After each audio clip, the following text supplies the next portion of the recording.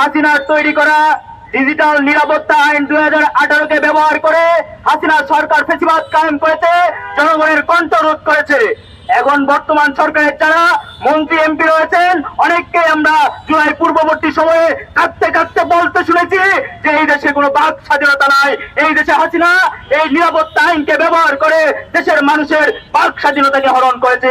ঠিক একই সময়ে যখন বিরোধী দলীয় সরকার বিএনপি সরকার যখন বর্তমানে ক্ষমতায় বসেছে, ঠিক একই আইন খুনি হাসিনা তৈরি করা আইনকে ব্যবহার করে আজকে তারা জনগণের মতকে হরণ করছে, জনগণের বাক স্বাধীনতাকে হরণ করছে এবং নিপীড়নের শিকার হতে হচ্ছে এই দেশের মানুষকে।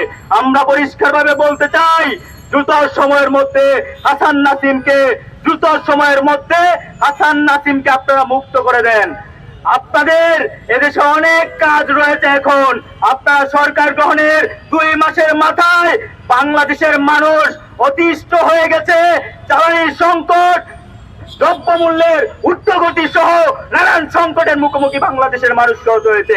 এই কাজ ছাড়াও হাসিনা হওয়ার যেই মিশনে আপনারা নেমেছেন, সেই মিশন ছাড়াও আপনাদের এই দেশের মানুষের জন্য অনেক কাজ রয়েছে। আপনারা দয়া করে সংসদে বসে সেই বিষয়গুলো নিয়ে আলাপ করেন, সেই বিষয়গুলো নিয়ে কাজ করেন।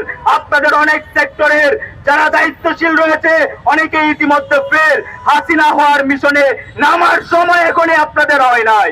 আমরা জাতীয় ছাত্র শক্তি পরিষ্কার ভাবে একটা কথা বলতে চাই, আপনারা যদি হাসিনা হয়ে উঠতে চান, আপনাদেরকে আমরা হাসিনা হয়ে উঠতে দিব না।